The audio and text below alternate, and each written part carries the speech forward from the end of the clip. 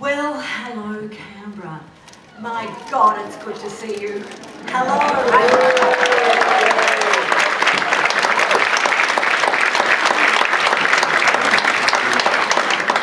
There was a time when I thought we'd never be here again quite like this. Thank goodness we are. Well, good evening and a warm welcome to all of you. 10 years ago, just over 10 years ago, I stood on stage here at the Canberra Theatre for the launch of Dust of Uruzgan, Fred's powerful, funny, lyrical, and at times hauntingly beautiful new album at that time. Back then, we'll get more of that tonight, but back then, it was 2011, we all had so much hope for Afghanistan. Much heart and emotion has gone into Australia's long commitment to supporting our Afghan friends, families, colleagues, comrades. We're here tonight because that hope and heart continues. And we're here to welcome and embrace 130 newly arrived Afghan refugees, their families, men, women and children, who are new members of our Canberra community.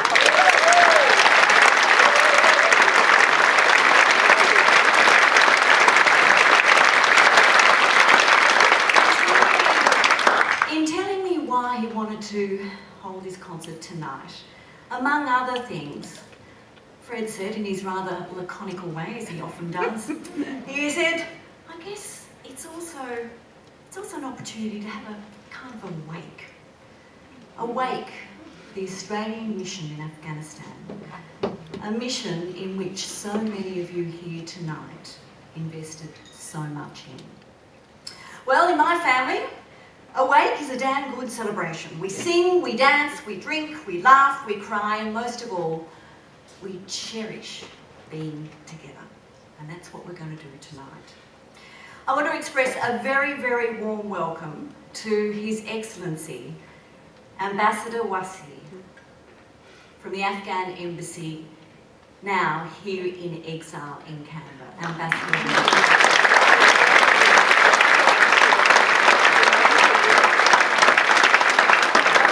welcome also to Minister Ben Morton, Assistant Minister to the Prime Minister and Cabinet, and the Minister for the Public Service. And a very, very hearty welcome to those of you from the APS, especially those people from DFAT, Defence, and of course, most importantly, our service women and men from the Australian Defence Force. Welcome. Yeah.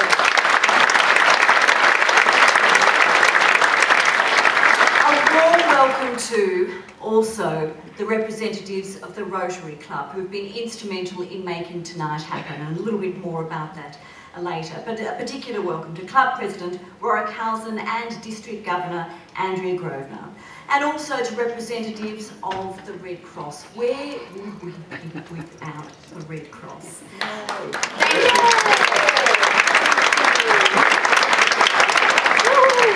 A very big thank you to the Canberra Centre, who are making tonight's funds available to the families, and particularly to the students of the families, and we'll tell you a little bit about that throughout tonight. Tonight you can also, of course, donate to the Red Cross directly. There will be buckets for money, but you can also tap and wave for the Connected Women's program. In the first half of tonight's program, Fred will be playing songs from that iconic, beautiful, beautiful album, Dust of Uruzgan. There will be an intermission, and then after that, he'll be playing and sharing with us some brand new material, including some material that he's written whilst in quarantine after leaving the Middle East and an extraordinary period in which he was instrumental in the evacuation of Kabul airport. Must ask that there be no photos or video or recording tonight, and the reasons are obvious. There are many people here tonight in the audience and also in the show whose identity needs to be kept off the internet, so please do respect that. Take plenty of photos out in the foyer if you wish, and send them round. Now, before we get to the big man himself, a message from Dame Quentin Bryce. During her time as Governor-General of Australia, Dame Quentin Bryce visited Afghanistan several times, and she has very, very fond memories of visiting, well, in fact, even she told me today, fond memories of bunking down at Tarin Kot. She visited Kandahar and she visited Kabul many times. Dame Quentin has maintained several connections with Afghanistan and continues to work tirelessly in the support of women, particularly women whose professions or outspokenness have made them immediate targets of the Taliban right now. So she's asked me to share this message with you and Fred tonight. Reports of the humanitarian crisis in Afghanistan are deeply, achingly distressing. Little ones desperately ill, mothers distraught, families living in gnawing hunger, women who have lost everything they've worked for, hoped for, and girls locked out of school. Constant fear ruling their lives. We must not let ourselves be overwhelmed by the magnitude of this suffering. Each one of us must do something. This concert tonight at the Canberra Theatre is a brilliant show of what we can do to take action, supporting the Red Cross, always there, getting on with the tough work in Afghanistan, the human rights work. I remember with respect and admiration the huge efforts of our servicemen and women and our dedicated NGOs for girls' education, for women, their safety and security, equality of opportunity. That's what we can look to for inspiration.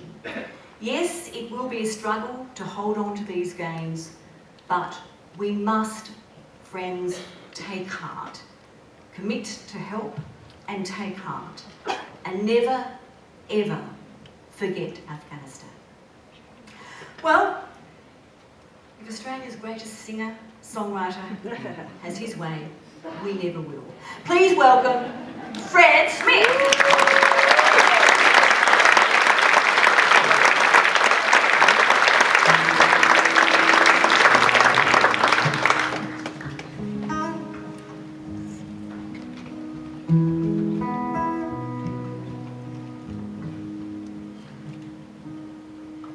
A soldier down by the road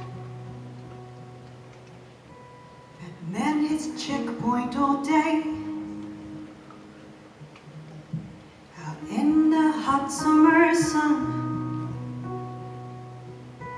in uniform and AK. I too had worked a long day behind this high compound wall, felt the evening breeze. It took some time to recall. Seems like a long time ago, back when the city was green. We walked the streets of Kabul, we're not afraid to be seen. Now hid behind this walls a thousand splendid suns, a mind and hope for heart behind each field. The Russians came from the north,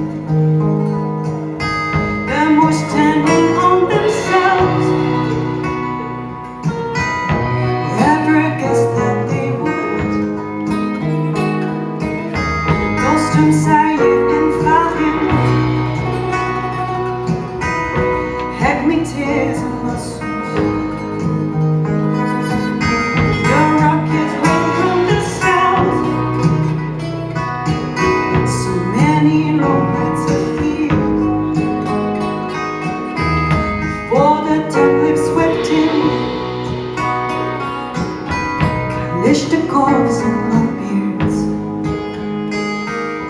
Hid behind this wall's 1,000 splendid suns.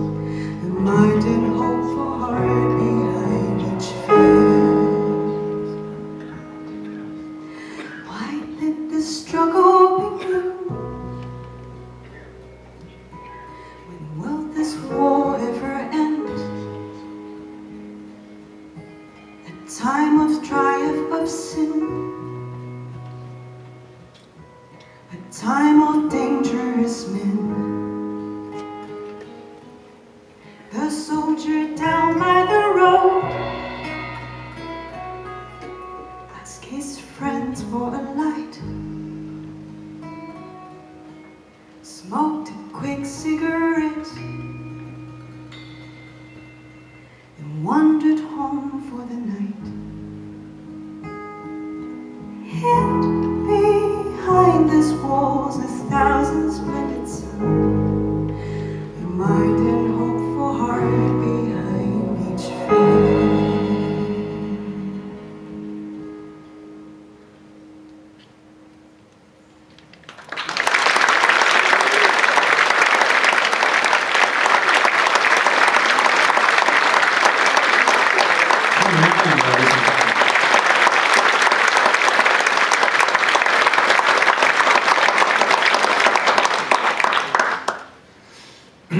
Singing a song called 1,000 Splendid Suns, which ends in the city of Kabul in August 1996, when the Taliban swept into the city in the back of Toyota Hiluxes. They say history never repeats, and it's true. This time they entered the city in Ford Rangers, American cars. This was the 15th of August last year. The Taliban came in, and the people of the city panicked. There were traffic jams on the way to the airport where people climbed the fences, rushed the tarmac. I saw all this unfold on TV just like you did. I watched it from my TV in a hotel room in Doha where I was working at the time. The scenes at the airport were pretty untidy, notwithstanding two days later I found myself on a tarmac in the UAE, about to board a C-130 for Kabul International Airport as part of an advanced team of whole-of-government people seeking to help the citizens of Kabul and Australian passport holders evacuate from the city. Flying in that night, we thought there'd be a couple hundred people waiting for us, but in fact there were only 26 who'd been able to get into that airport tonight because there was a problem. There were human log jams at the gates of the airport through which only the brave could pass. Now this advanced team was about me, 2 DFAT guys, a Home Affairs guys, and a dozen special forces. It grew much bigger later, but we were initially focused on the north gate of the airport. Only 3 functioning gates, and we were on that north gate. I was in a kind of headquarters role, and I never got out to that north gate until the 19th of August. And what I saw that morning, well, let me describe it. I walked down what security operators call a chute, a concrete stretch of road, blast walls on either side towards a heavy metal gate which was partly open, and I went through that gate to see him performing this kind of circular, semicircular perimeter of razor wire extending from a blast wall to my left, most but not all the way to a blast wall on my right, leaving a gap purposely there. And beyond the razor wire was a heaving mass of people, thousands, all of whom were trying to get through the gap on the right there. They were waving passport documents and visa papers. The place smelled of sweat and adrenaline. There were gunshots and flashbang grenades, a constant cacophony of cries. People at the back were pushing forward to try and get through the gap. The people in the front were pushing it backwards so as not to be pushed into the razor wire. People were kicking and punching and pushing against each other. I saw an old woman dangle a child over the razor wire, begging for us to take it. The gap to the right was plugged by what I could only describe as a rugby scrum of US Marines leaning up into the crowd. Every now and then, a body would pop through the scrum and out and be escorted backwards down through the concrete chute to where German, US and Australian officials waited to check their paperwork. It was a Haitian scene. There are people in the crowd tonight who started on the wrong side of that razor wire and are now sitting comfortably amongst us. I was on by far the more comfortable side of that, and I've got to say I was surprised by all that it made me feel. I mean, I've read the horrors of ancient history and 20th century history. I'd been reading and writing about Afghanistan for 12 years.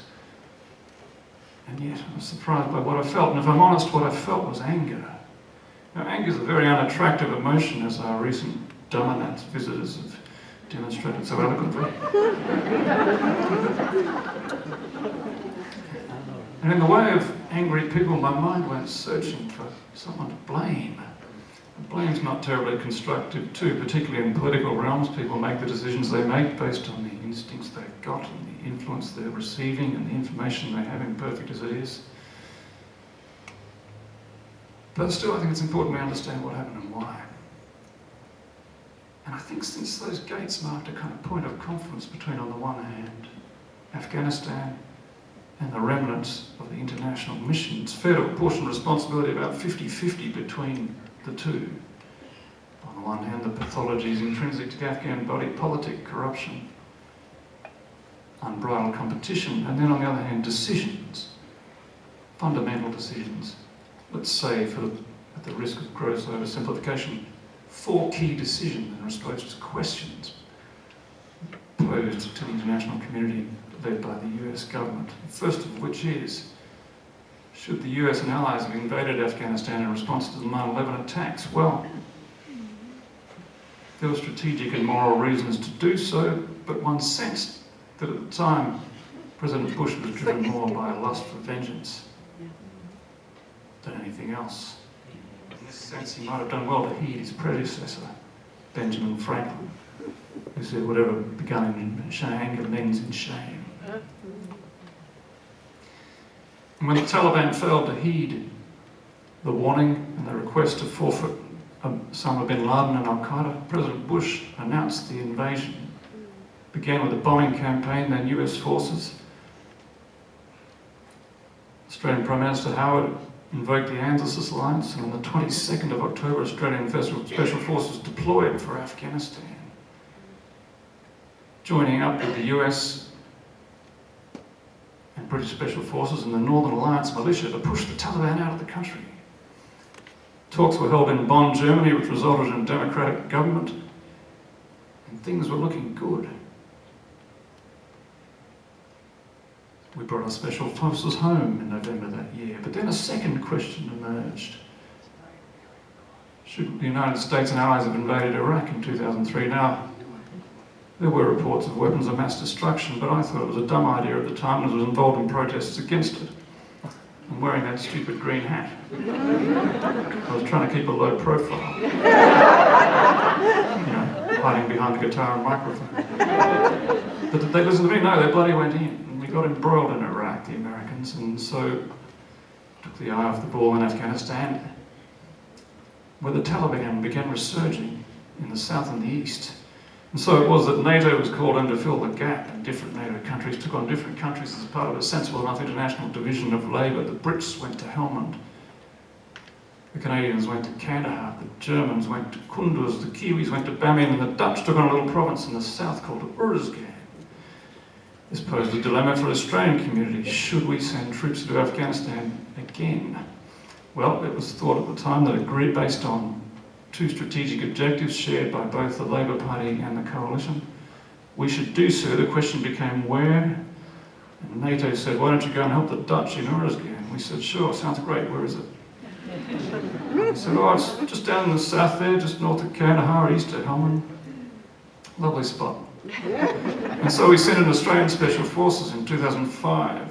2006, we deployed engineers. In 2007, we deployed AusAid. 2008 we deployed infantry, and in 2009 we deployed Fred Smith. What could go wrong? And I rocked up there in July that year and quickly discovered three things about the place. The first was incredibly dusty, this fine bloody dust that gets everywhere. And the second thing I discovered after attending the RSO&I course and being driven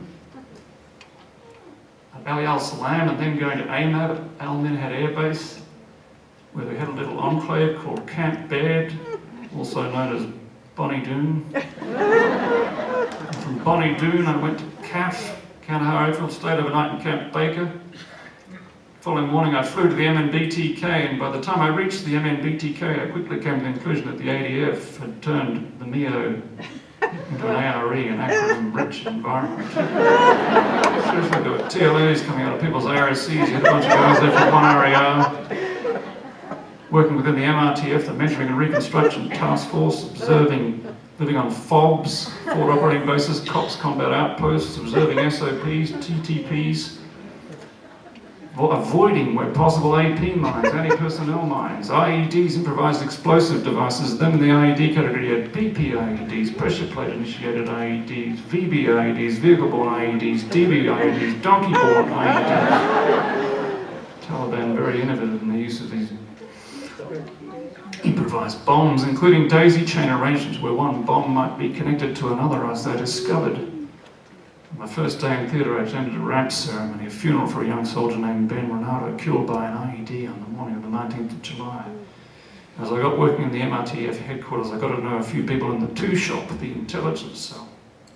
And they told me what happened that morning, and I read the inquiry a few months later, which mentioned a second soldier named Paul Warren, whose name was redacted to protect his identity, but featured on the front page of the Townsville Bulletin. I've got to know Paul Simpson. I wrote this song from his point of view. It's called The Dust of Urzgi.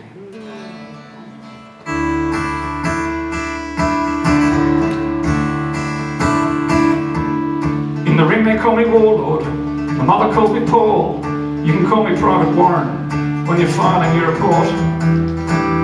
As to how I came to be here, this is what I understand. In this hospital in Germany from the Dust of Urzgi.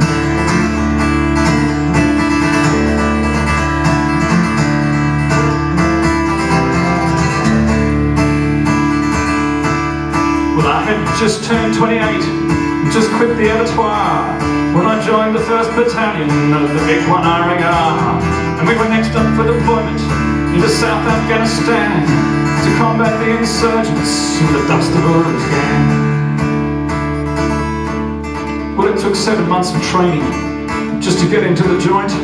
There were push-ups and procedures, there was death by PowerPoint, and then the RSO&I course in Ali Al Salam. But nothing can prepare you for the Dust of Urzgi. And me and Benny sat together, flying into Canberra, and we sucked back on our near beers in the Camp Baker bar. We were up at 5:30 and on the Hurricane out. In 20 flying minutes we were into Taran Count, and we shook hands as the boys ripped out from MRTF1. Pretty soon we're out patrolling in the Afghan summer sun, walking through the green zones with a star in my hand, body armor chafing through the Dust of Urzgi.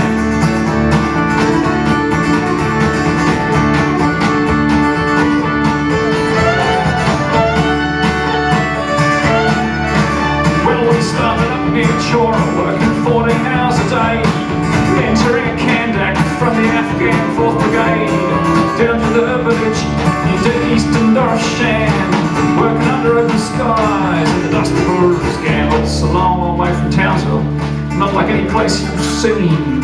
Suddenly you're walking through the 14th century. Women under burqas, tribal warlords rule a land full of goats and muck and jingle trucks is the Dust of Urzgi. And the education minister can neither read nor write, and the minister for women runs an offshore there at night. They've been fighting there forever over water, food and land, murdering each other in the Dust of Urzgi. Yeah, there's nothing about the province that's remotely fair or just, but worse than the corruption is the endless fucking dust.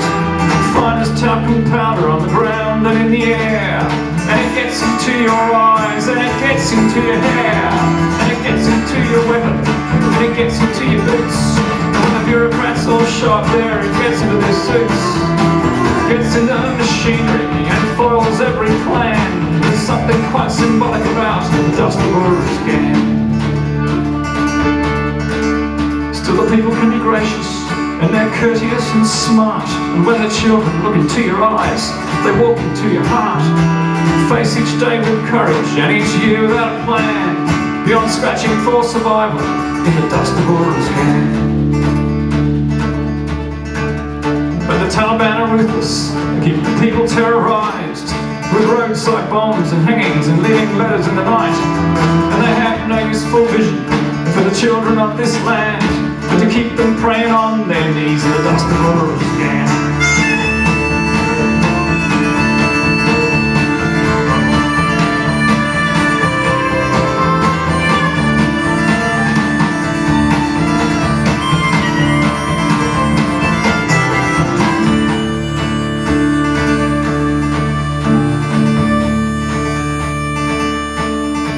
It was a quiet Saturday morning when the two-shot made a call on a compound of interest to the east of Cotton Shore. We had some information that they were building IEDs, and so we cordoned and we searched it in accord with SOPs. Well, I was on the west flank picket, propped there with Ben, there to keep a watchful eye out, while the other blokes went in. We knew the signs of danger from the TTPs we'd learned, but the Nationals were moving back and forth without concern. I'd been static there for hours. When I shifted slightly back, my foot tripped an AP mine, and everything went black. I woke up on the gurney, flat out on my back. I had to ask them 7 times just to get the facts, that I lived to tell this story through a simple twist of fate. The main charge lay 10 feet away from the pressure plate. You see, the mine was linked by det cord to a big charge laid by hand, hidden under bedding by the dust laborers gang.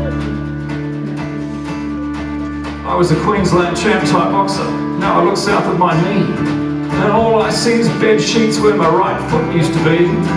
Bedding's dead and buried underneath Australian sand, but his spirit's out there wandering through the dust. Through the dust laborers gang.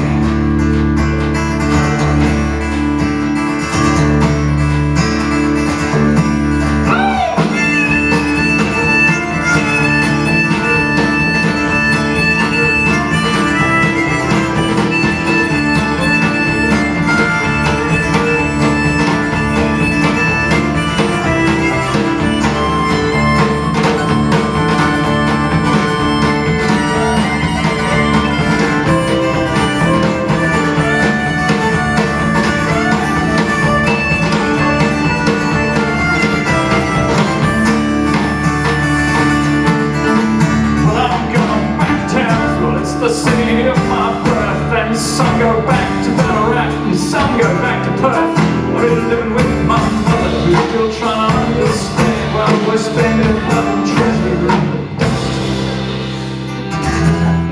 the dust laborers gang.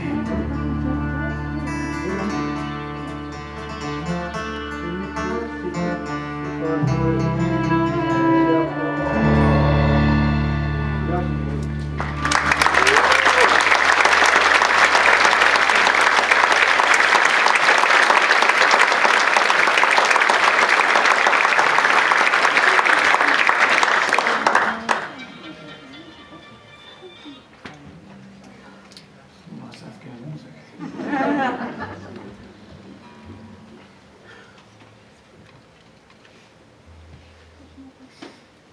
Yeah, the IEDs of the type that killed Ben were pretty primitive devices, really, made out of what we used to call YPOCs, yellow palm oil containers, and stuff you could buy at Bunnings, fertiliser. Not suggesting you try this at home. So primitive, yes, but deadly, and they certainly killed more Afghans than they killed of our soldiers. But their purpose was to impede our movement around the area. And they were effective in that. They meant we could never go anywhere without sappers combating those whose job was to travel at the front of the patrol looking down the road for anything that might be an IED, and if they saw something, rather than running away from it, as I'd be inclined to do, they would sneak up next to it and brush the dust off with a paintbrush and deal with it, dismantle it or blow it up. Deadly work, and we lost 7 sappers in southern Afghanistan, including 2, Darren Smith and Jacob Morland, on the morning of the 7th of June 2010. Perished by an IED out in the Mirabad Valley. I attended the ramp ceremony for Snowy and Smithy on the 10th of June and wrote this song in my office that afternoon. It's called The Sapper's Lullaby.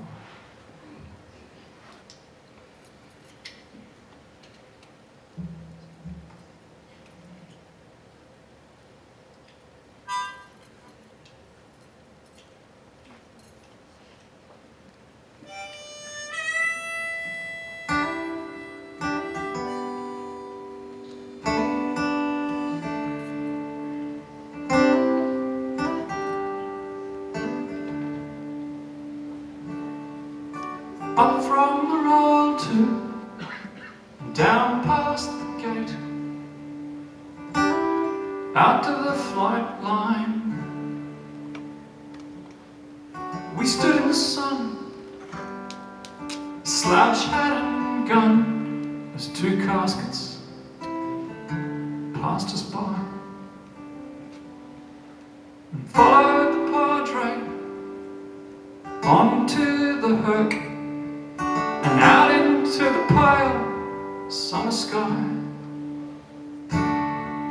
We walked back to Poppies and went back to work with the dust still in our eyes. So soldiers, sing me your sapper's lullaby.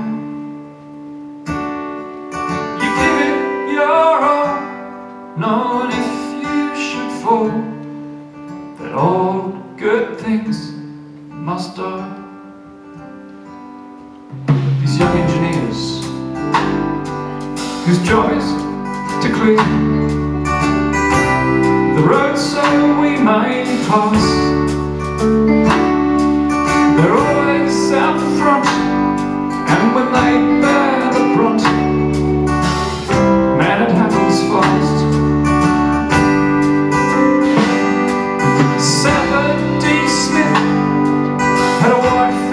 Son, the apple of his eye. Snowy Morland was just 21, way too young to die. So soldiers, sing me your sapper's lullaby.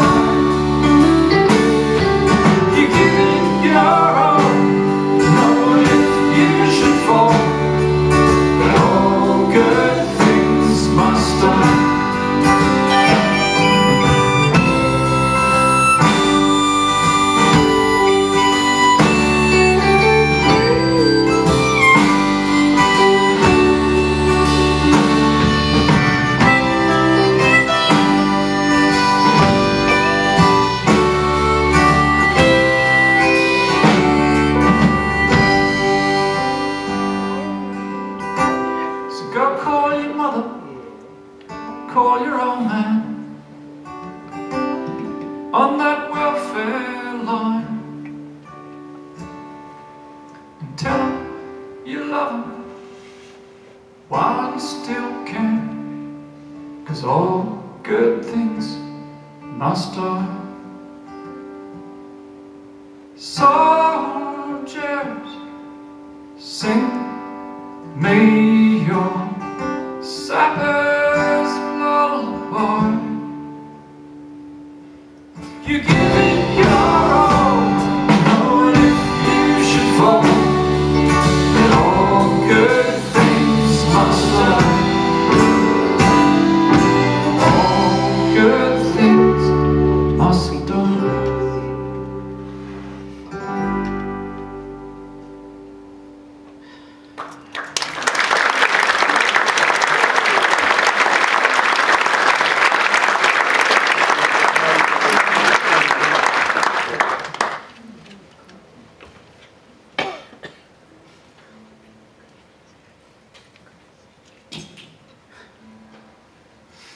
think it's very possible that with the IED threat and the insider attack threat that emerged in around 2012, that many of the Australian soldiers working in Afghanistan province might have developed a less than sympathetic view of Afghan people, which is unfortunate. And when I was a bit lucky, I suppose, I had a job really working as front of house. I was dealing on a daily basis with the tribal leaders and the provincial government officials in the province, and got to really enjoy the company of Afghan people and Afghan culture. There are some great things about it. Courtesy is immensely important in Afghanistan. Trying to get through a door with an Afghan friend can take up to a week.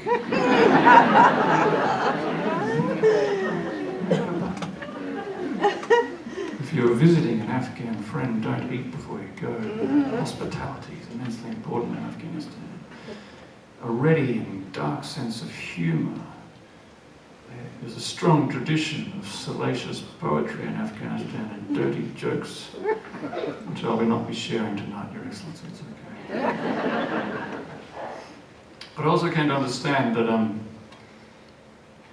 Afghanistan life is very competitive. I spent a lot of time talking to tribal leaders, most of whom came in to complain about other tribal leaders. Many of the tribal leaders that I dealt with, in fact most of them, have since died violent deaths. Some at the hands of the Taliban, but mostly at the hands of one another. Including this fellow here sitting to my left, Mohammed Dawood Khan, killed by his own bodyguard in Kabul in 2012. But I really got to know Afghan people through the interpreters that we work so closely with. They were really our eyes and our ears and our mates.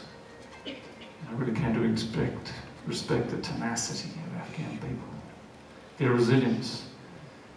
And I think I came to sympathise with them, although in the end I think I could never really know what it's like to live like an Afghan.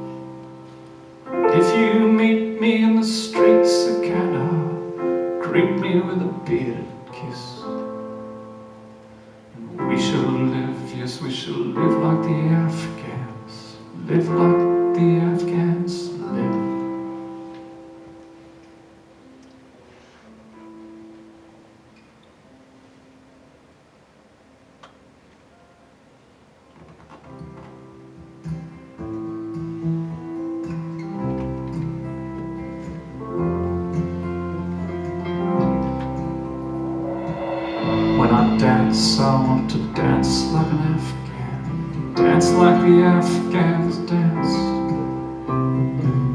You never know what's going to happen tomorrow. This could be our last chance. So shake your hips and swing your hands to heaven. Let your feet pound the dusty floor. Wake in the morning to tea and some flatbread. Get stuck back into the war.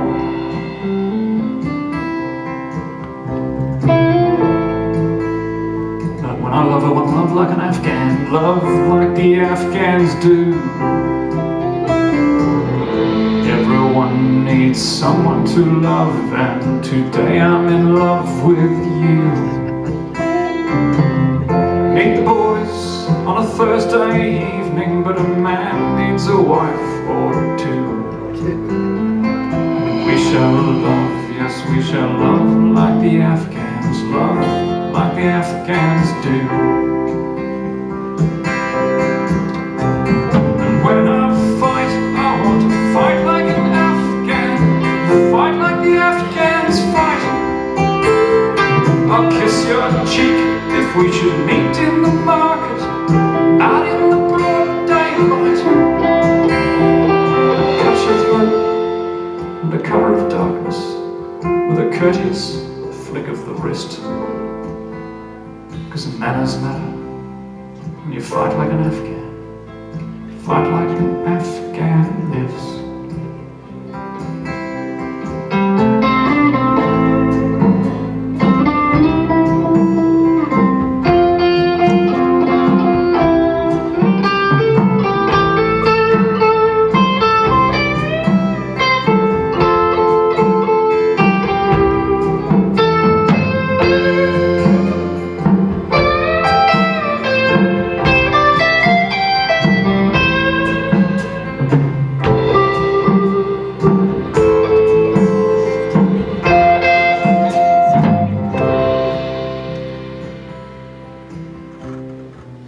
When I die, I want to die like an Afghan.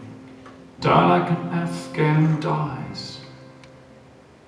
I hope there'll be somebody present who loves me to brush away all the flies.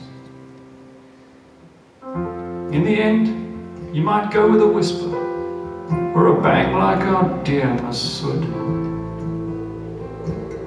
Either way, I want to die like an Afghan. Die like an Afghan would. And you know, these things will happen, and you'll want to get on with it. When I die, I want to die like an Afghan. Die like an Afghan lives.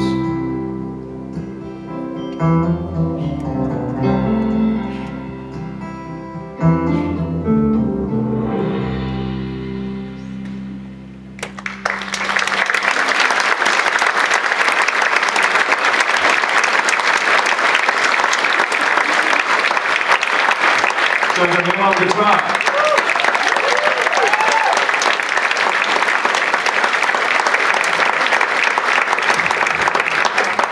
Hayden Kingsman on the piano, bringing down the overture to the band.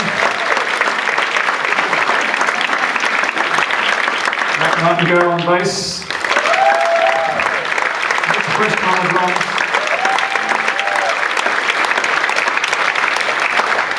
Fred Smith on the banjo.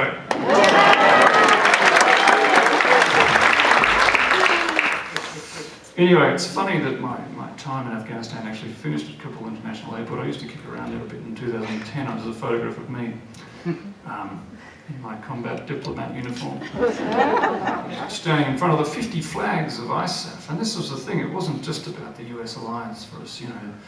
There was a coalition of 50 countries that included, you know, Pacific Island nations, New Zealand, Canada, Singapore, and all of NATO. It would have been a big call for Australia not to go in. And we, of course, worked very closely over there with the Dutch.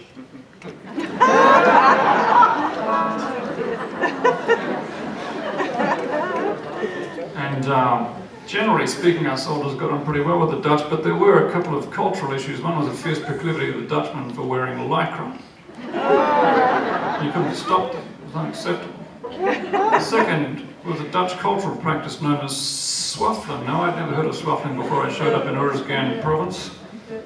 But when I got there, one of the diggers came up to me and said, "Hey Fred, you've got to do something about those Dutchies. They keep swaffling in the Dixies." I said, "No worries, mate, leave it with me." I didn't know what it meant. And so I asked one of my counterparts, a Dutch diplomat named Alex Oosterbeek. I said, "Alex, what's this swaffling business?" So he said, "Oh, it's a Dutch cultural practice." I said, yes, I know, but what does it mean?" He said, "Oh, it simply means to swing your penis backwards and forwards and bump it up against something." I did warn you there would be confronting themes tonight. I said, "Is this popular in Holland, Alex?" He said, "Well, more so amongst the men than the women." I said, "How did it become so popular?" "Well, it became very popular through YouTube. You see, 2 Dutch tourists film one another swaffling the Taj Mahal. Footage of this went onto YouTube, went viral, and started a craze of Dutch tourists travelling around the world, swaffling national monuments like the Sphinx, the Eiffel Tower, the Leaning Tower of Pizza, the Big Banana in Coffs Harbour. This got me very worried because we were spending a lot on counter-terrorism at the time here in Australia, but what we're doing to counter the swaffling threat, nothing. So I sent a cable back to Canberra recommending a series of measures, including biometric testing at the border for Dutch tourists and passing an electric current through the Sydney Harbour Bridge. My cable was not well received. We had a more immediate problem on the base insofar as the Dutch soldiers were swaffling in the Dixies. The Dixies were the blue plastic portaloos that proliferated around the base, and of course for the Australian soldiers, these were the dunnies, this was sacred space, this is where your digger writes his poetry, the future of Australian war poetry was at stake. I had to do something about it, so I wrote the following song called Niet Swaffelen op Dixie, which is Dutch for don't swing your dick in the portaloo. Sing along. I've heard that when the Taliban held power in Kabul, they messed up people's lives with lots of silly rules. Women were illegal, and so is flying kites. God defend the kind of men who like to dress in tights.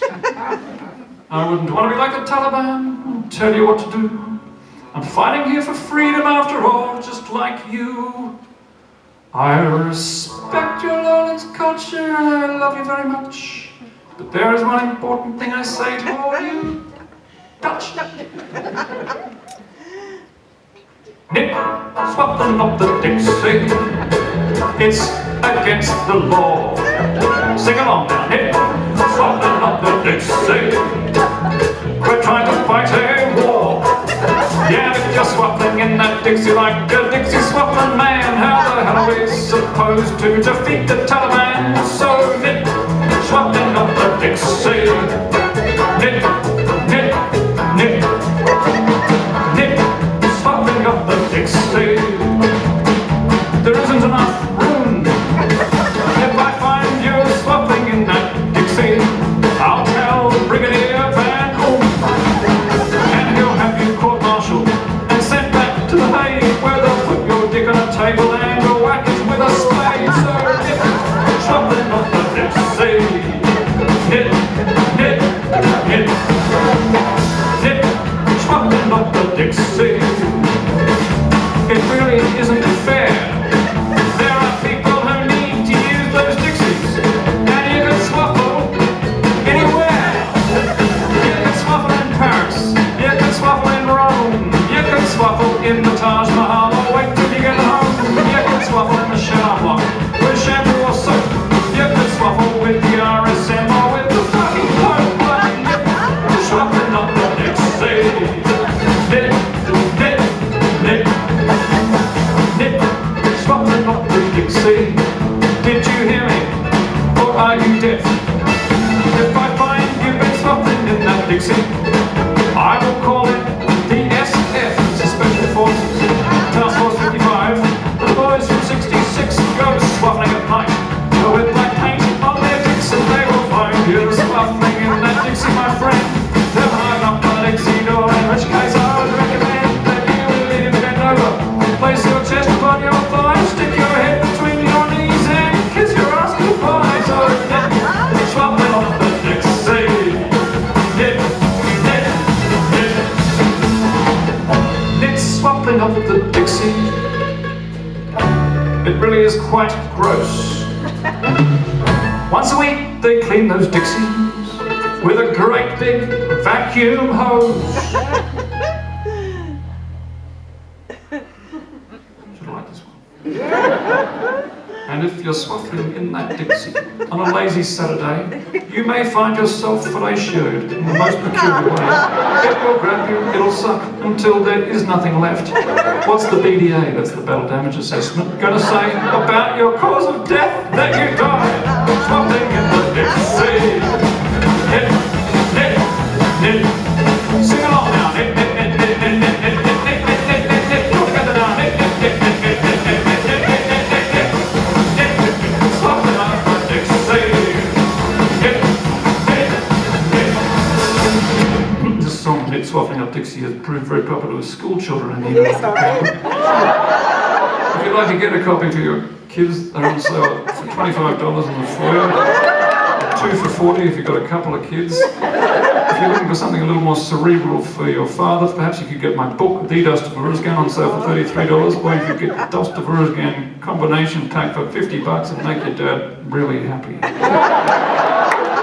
All my other CDs will be for sale. We'll be giving 20% of the proceeds to the Connecting Women program, teaching women and kids, Afghan women and kids to swim. conducted by the Red Cross. Great stuff. There is also donation buckets out there. Please donate for this Connecting Women cause. Anyway, what was I going to say? Yes, the Dutch. Well, you know, this is the dilemma. We go into these places with one set of objectives, but pretty soon our objective comes to leave. And this is the question the Dutch Parliament and Cabinet was considering in early 2010, when to leave and if to leave. The Dutch Cabinet met 17 times in early 2010, and after 17 meetings they decided they couldn't decide. So the ruling coalition dissolved, they had an election, and the Afghan mandate for the mission expired, and so the Dutch were due to leave in August that year. And I've got to say the Dutch soldiers were quite morose about this. The morale was really low. The Dutch had invested quite a lot in the province. But their morale improved in early July when Holland got into the World Cup soccer final. The Dutch were moderately interested in soccer. They'd been in the final 2 times before and lost. And so we all filed into the barbecue area of Poppies on the evening of the 12th of July and watched the match beamed live from Durban. It was a torrid, defensive affair with a great opportunity missed by Dutch winger Arjen Robben in the 63rd minute, such that by full time the score was 0-0 and the situation was very tense. Extra time rolled, no score, 17 minutes in. Spanish centre Andres Iniesta drills a sneaky Spanish kind of goal, and the Dutch broken-hearted. I had to do something about this, of course, and so I put on a concert, since that's my solution to most problems. We had about 100 Aussies at the back and about 100 Dutch people down to the left there, and I sang the Dust of Afghan song and the Dixie song, the first 5 verses, and then I pulled the final verse out of my bum just to thank the Dutch for their contribution to the province. Well, Dutch friends, I've heard you're leaving. I know you've made this plan because swaffling's become illegal here in Afghan. But when you're back in Holland, you can swaffle what you like. You can swaffle in a windmill. You can swaffle in a dike. You can swaffle in a hash pipe. In Leiden or Geleen, but you can't swaffle the World Cup because the fucking thing's in Spain.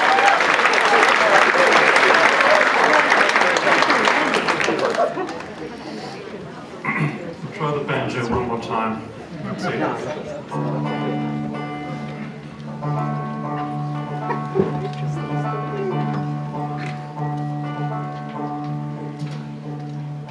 Just back from a deployment, Sheraton 18th floor. I guess this beats unemployment, but I don't have a key to the door.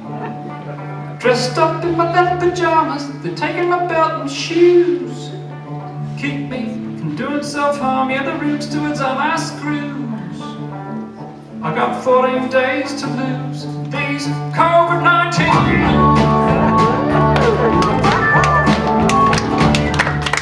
Sometimes I look at the car park, sometimes I watch the door.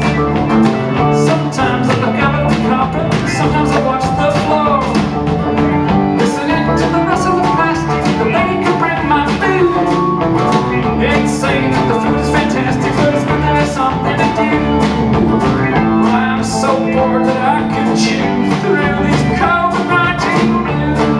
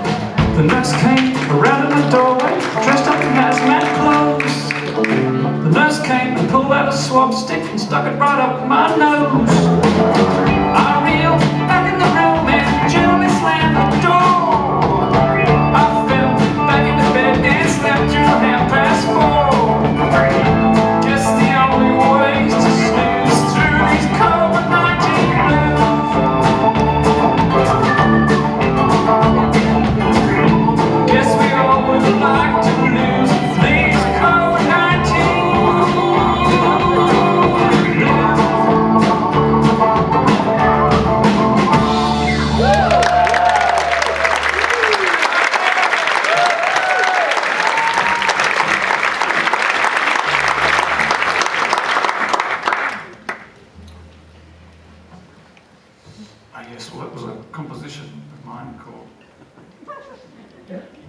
COVID-19 Blues, which I wrote during one of 6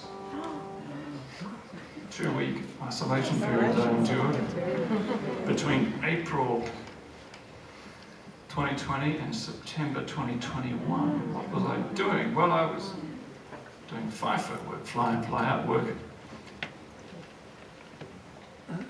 as sort of front of house for the Australian Development and Humanitarian Program at the Australian Embassy in Kabul. Now, that seems like a dumb thing to be doing in the middle of a pandemic, but the music industry was dead as a dodo, and besides, I believed in the work, and it was kind of an interesting scene, the Kabul diplomatic scene. You're talking sort of high-charging, high-intellect, high-achieving diplomats, aid workers,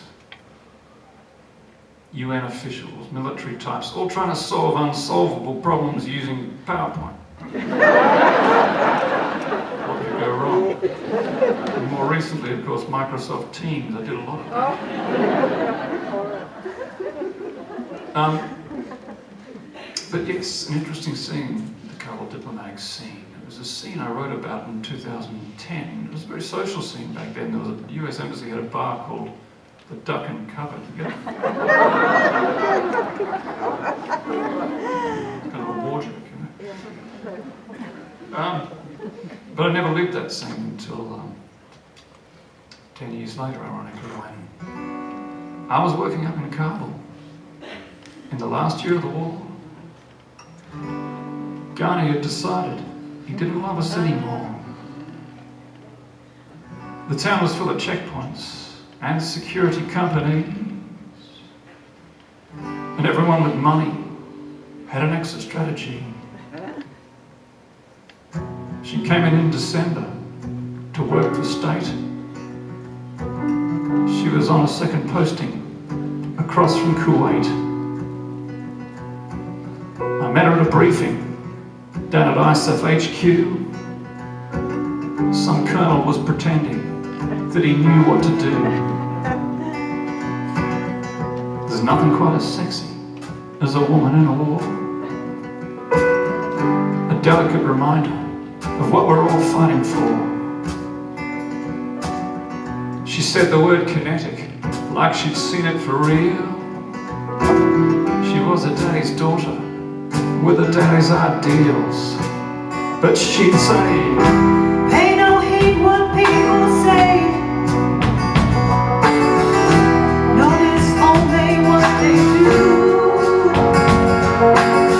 there's no one quite as lonely as a woman in a war. The sugar instant coffee, the adrenaline and more. There's nothing like the hunger for some softness in the night. When you wake up every morning with a war to fight. But she'd say, Pay no heed what people say. Notice only what they do. a couple of months later, in the Duck and Cover bar, we'd been on a trip together with the general in the Tsar. We got talking about the problems of the ANSF. It was getting late, and the others all had left. I moved a little closer, and to her I said, we could die tomorrow. Tonight I need you for my bed. Back in my hooch, I got a bottle of Jack. The dick was claiming victory, like Bush did in Iraq. But she said, I've enjoyed the conversation, but your offer is bold. Your loquacious admiration of the problems you can solve. These are not your problems, this is not your war. Only really came here because you were bored. So get back to your family and your ordinary life. Your ordinary children and your ordinary wife.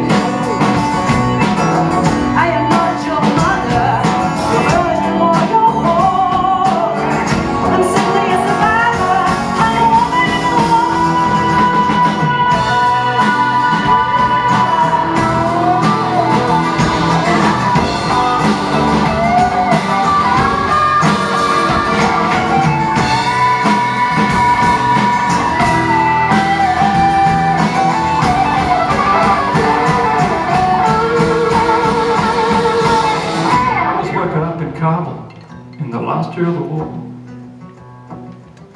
Ghani had decided he didn't love us anymore.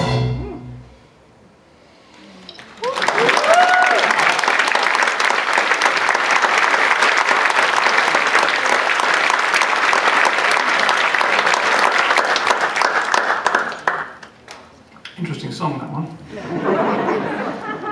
You told me not to play it, Dave.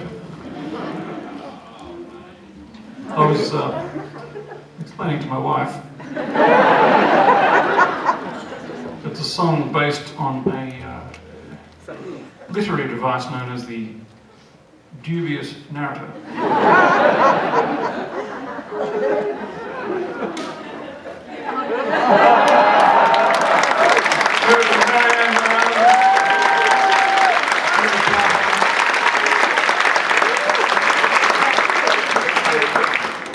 It's interesting working amongst US soldiers. Of course, when US soldiers and diplomats return to the United States, strangers often come up to them and say, "Thank you for your service."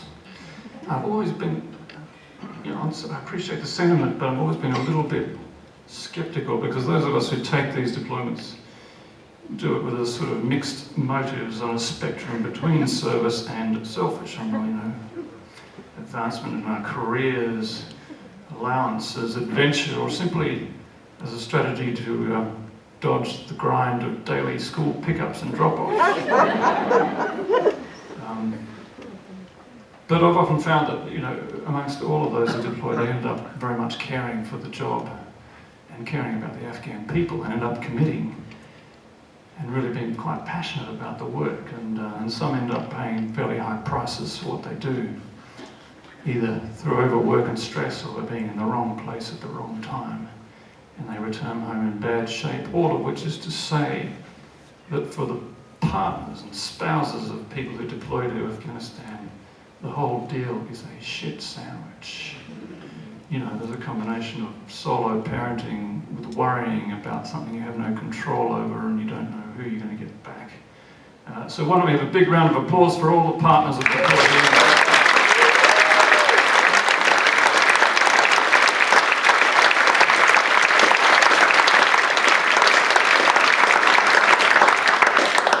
Anyway, speaking of dubious narratives, Donald Trump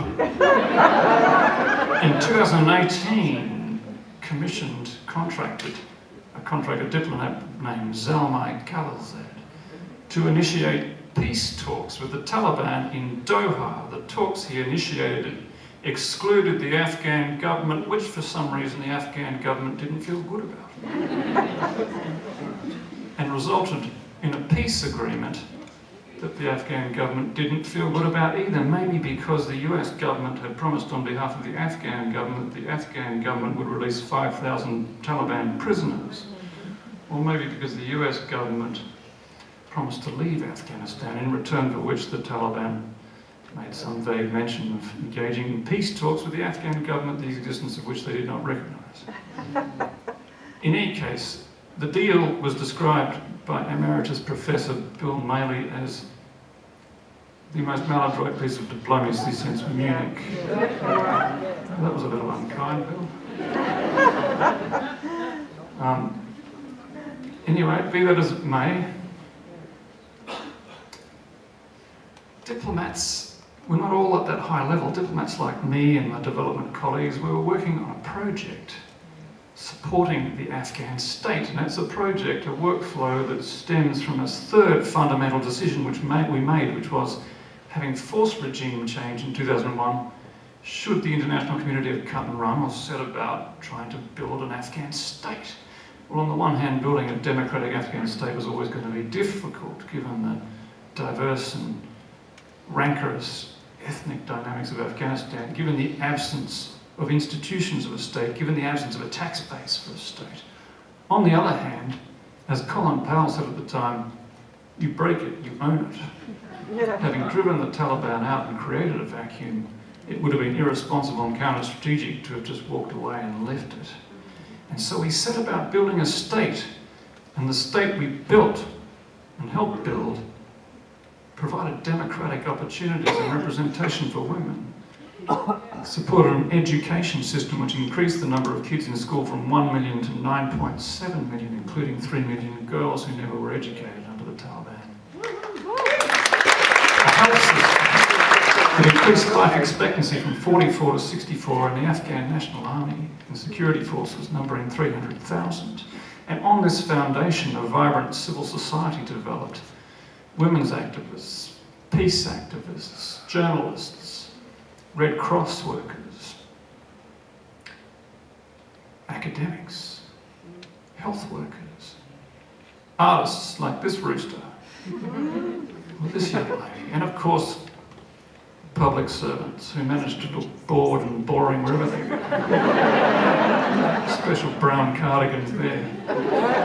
Anyway, for us diplomats, core business was building and managing relationships with the Afghan counterparts, with the Afghan government officials, and this is very delicate, precarious work, and not for amateurs, ladies and gentlemen.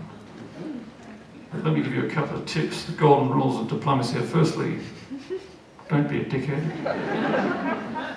Don't try this at home, fellas. And secondly, no surprises. And it was further to this second rule that many of my colleagues at the embassy went around Kabul in early November of 2020, foreshadowing to our Afghan government counterparts the imminent release of the Burley report into allegations of unlawful killing by Australian Special Forces. The general gist of the response of our Afghan counterparts was quite interesting. On the one hand, they were horrified, although perhaps not surprised that these things might have happened. On the other hand, they appreciated that we'd investigated these incidents. They pointed out that we were the only country to have done so, and that this mattered in a country where justice seldom followed from acts of violence. Now, of course, the Burley report is very contentious here in Australia. At the time, opinions on social media varied from, on the one hand, those who were horrified that these abuses might have happened, and on the other hand, people who couldn't believe we were prosecuting our own soldiers for fighting dirty in a dirty war. I restrained myself from voicing an opinion, firstly because I'm a public service and I don't have an opinion. Secondly, because I was working at the embassy at the time, it wouldn't have been appropriate. Thirdly, because I think the matter is so complex that to try and distill it all into a 140-word tweet would do someone an injustice.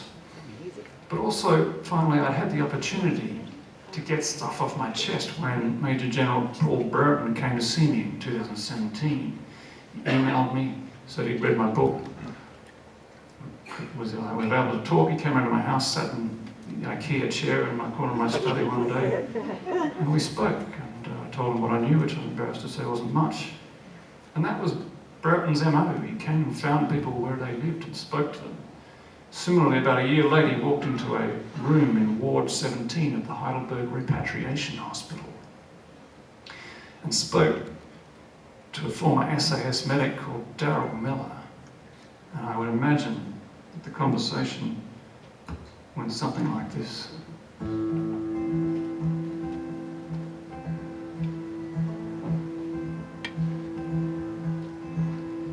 Good morning, Mr. Burton.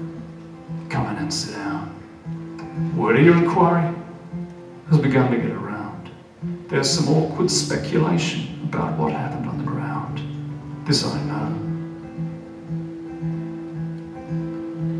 The name is Dusty Miller. I was with the SAS. Recruited as a medic. I was working with the best. I don't remember every wound or gunshot that I dressed, but this I know. That mistakes can often happen in the fog of war. Anything can happen once you kick down a door. But an unarmed person died on a mosque floor. This I know. Well, we set out from Tarankout on the morning of March 14 for objective young apprentice, aka Mullah Hashim, who according to the target packs was making IEDs. This I know. I remember as the chopper lifted off from TK, I checked my gear and set the Garmin onto 0K and looked out at the mountains as the ground fell away. This I know. Well, somewhere in the Badlands, southwest of Tarrancout, the Garmin says 18 Ks and the chopper swings about. We hit the rocky LZ and the boys all tumble out. This I know. We ran across some open ground resembling the moon, maybe 80 metres to the village of Sarkun, firing as we ran. We swept in like a broom, this I know. Then someone found a national with a bullet in his thigh. I went over and checked him out and looked him in the eye, as if to say, you'll be okay, mate, you're not gonna die. This I know. An NCO who saw the man, they're in my custody, come over and said, hey Kilo, this one's coming with me. A voice inside my head said I should not let this be, but I let him go. He threw him on his shoulder and carried him towards the mosque. The village children gathered round, he told them to piss off. And then I heard some voices that sounded like a cough, this I know.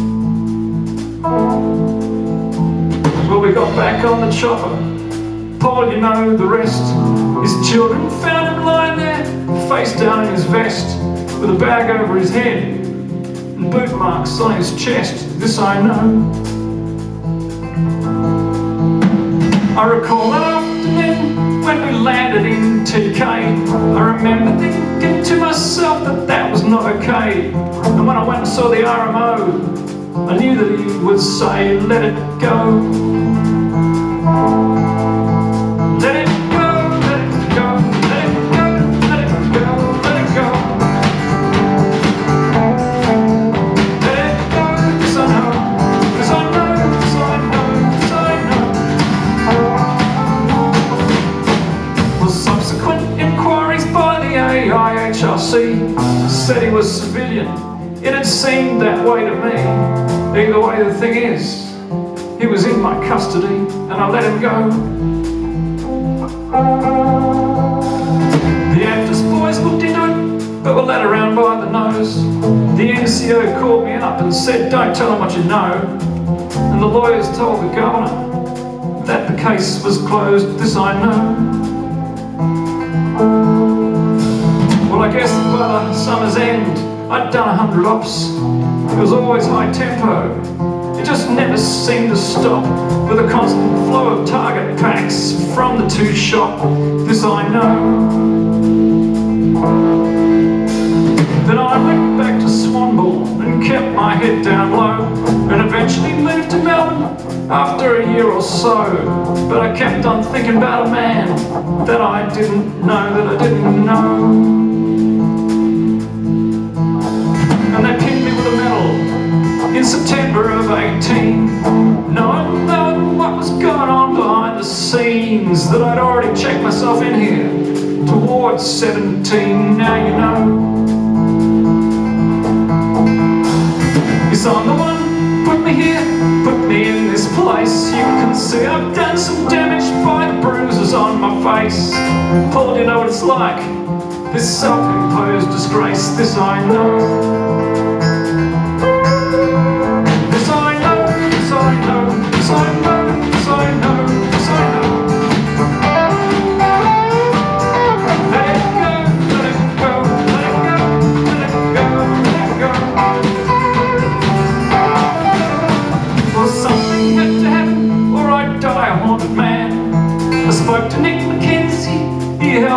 A plan and booked 2 flights to Canberra in South Afghanistan, this I know. And then came the pandemic and they cancelled all the flights. It's fair to say at that stage I was wound up pretty tight. Nick said it's okay, mate, we'll talk to them by Skype. I said I don't know. Well, the man's son risked the journey all the way to Canberra. Kandahar. The fixer drove them down in a beaten up old car, and on a Melbourne afternoon we beamed in from afar. This I know. But we dialed them from the hotel room on my laptop sitting there. The boys are here, the fixer said. We all just sat and stared. Them cross-legged on the rug and me slumped in a chair. This I know. Finally I sat up and cleared my throat. I spoke, my voice was trembling, tentative and broke, and then I spoke from the heart. I didn't use my notes, this I know. And I told them what had happened that morning in Sarkune. The fixer translated to them in that far-off room. They said they understood, because they had been there too, this I know. And they said that they forgave me. I didn't think they would. They said, judging by the bandages, that I'd done what I could. I said I wasn't so sure. And they said it's all good, this I know. They asked me who did it, and I didn't name the one. I spoke at your inquiry, told them justice would be done. Said that I'd see to it, so let the process run, this I know.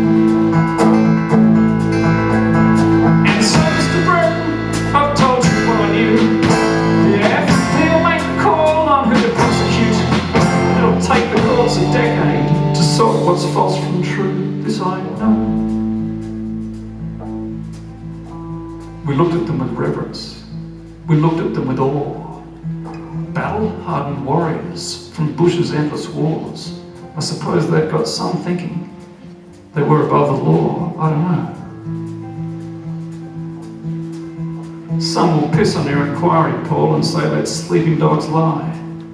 Some say it won't fix anything, but still you gotta try, because justice is the bed we make on which we all must lie, this I know.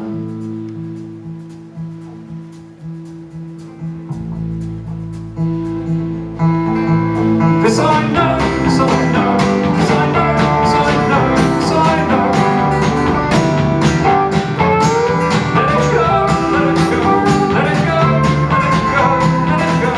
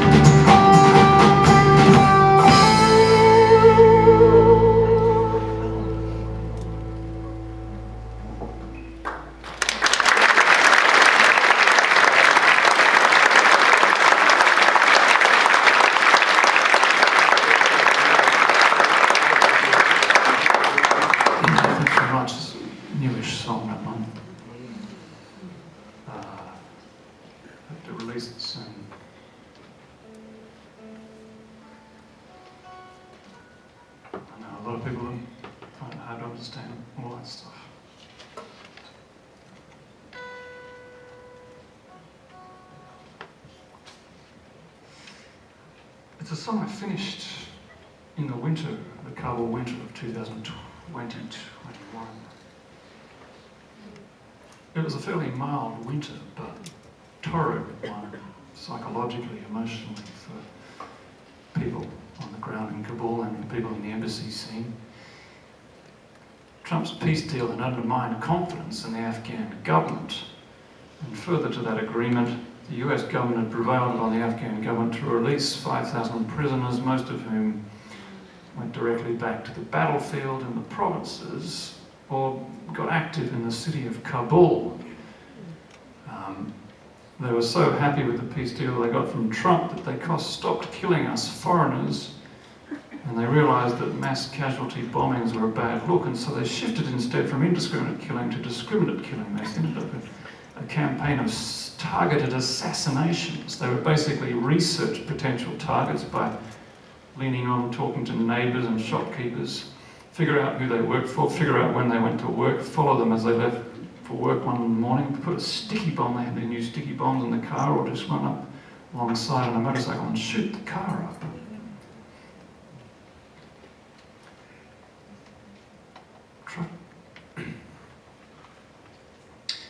the victims were generally people of a certain profile. The civil society describes those types I talked about earlier, but also, judges, former police, former soldiers, and of course, embassy workers. I had 3 guys reporting to me, really smart, educated, urbane men who enjoyed shaving. And they were very much in the profile of those being targeted by the Taliban, and they were scared. To get to work every morning, they would jump out of one taxi, get into another, leave at different times, all sorts of evasive measures. I remember on a Sunday morning, the 28th of February, I got a WhatsApp message from one of my staff, let's call him Azum, saying, "Sorry Fred, can I come and can you come and talk to me? I've got something important to say." And I went around to his office and I saw him sitting there looking very quiet, and we went out on the landing, and after the usual pleasantries that precede any Afghan conversation, "How's your father? How's your wife, sir? How's your children?" He pulled a note out of his pocket, a folded piece of paper, a handwritten note from a friendly neighbourhood Taliban guy, saying that if he continued working for the Australian Embassy, the author could not be held responsible for the outcome. Azum said that his wife was thoroughly stressed by this. He'd had to tell his young sons that they couldn't go outside and play without explaining to them why. And then I asked him, "Is there anyone in your extended family you can talk to about this?" And he started sobbing. Because this was the corrosive effect of the Taliban's targeted assassination campaign. It undermined trust and connection between people in the city of Kabul. Other staff members said they no longer attended family weddings or funerals because one might be asked to explain where one is working, or one's mother and father might brag about one's son's job at the embassy. Word could get around. Anyway, tough winter indeed. If Trump's peace deal had drafted the death sentence for the Afghan state, the question that winter was, would Biden sign it? Now, Biden was on record being sceptical about the Afghan intervention. The US government had already spent $2.26 trillion on Afghanistan. Biden was on record saying that he was the 4th US president to preside over the Afghan war. He didn't want to be a 5th. He was on record saying 300,000 Afghan troops should be enough to defend the country, but one sensed that for all the logic of what he was saying, the Afghan army were not up to the job. He was overestimating them and underestimating the cost of a disintegration in terms of his own political stocks, in terms of US credibility, in terms of the humanitarian fallout. And all of this, I suppose, goes to a third question. Fourth question, having built the Afghan state dependent on our funding and military support, should the US have decided to cut and run? So with all that uncertainty about Biden's decision, it was a grim winter, and there was an increasing sense of besiegement. The Taliban had taken over the roads around all the cities. The Afghan National Army had basically concentrated in population centres to protect them, forfeiting control of the roads, so there was a sense in which the cities, including Kabul, were being strangled by the Taliban as the Afghan army became entirely dependent on US Air Force for supply and protection. Now, I spent that winter working in this little beige office, which could get a bit claustrophobic. We weren't getting out much because of COVID. And so every day I'd pop up onto the roof for a bit of fresh air, such as it is in the Kabul winter. It was a mild winter with only 2 snow dumps, portending the drought that we're seeing now. But that did make for an early spring, and by March the buds were on the leaves of the trees and the sparrows were flitting around gaily. I'd been reading the poetry of Mary Oliver at the time, whose reverence for nature is balanced by a clear-eyed view of its cruelty and complete indifference to human suffering. There's something oddly comforting about that, and I scribbled in my notebook, the sparrows of Kabul do not give a shit.